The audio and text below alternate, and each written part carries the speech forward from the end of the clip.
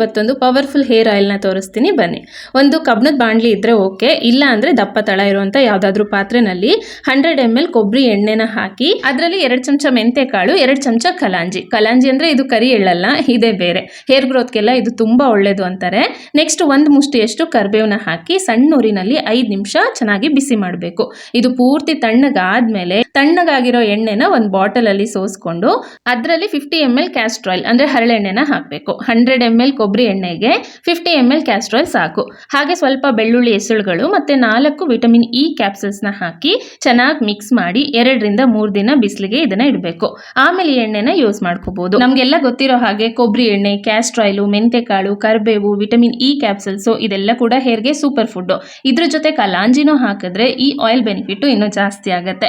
Hair fall ಜಾಸ್ತಿ ಇದ್ರೆ ಈ ಎಣ್ಣೆನ ರೆಗ್ಯುಲರ್ ಆಗಿ 3 ಮಂತ್ಸ್ ಯೂಸ್ ಮಾಡಿ ನೋಡಿ, ಡಿಫ್ರೆನ್ಸ್ ಏನಿದೆ ಅಂತ ನಿಮ್ಗೇನೆ ಗೊತ್ತಾಗ್ಬಿಡುತ್ತೆ ಅಲ್ವಾ. ಕೆಮಿಕಲ್ ಇರೋ ಪ್ರಾಡಕ್ಟ್ಸ್ಗಳಿಗಿಂತ ನ್ಯಾಚುರಲ್ ಇಂಗ್ರೀಡಿಯೆಂಟ್ಸ್ ಯಾವಾಗಲೂ ಬೆಸ್ಟ್ ಅಂತ ನನಗನ್ಸುತ್ತೆ. What you feel?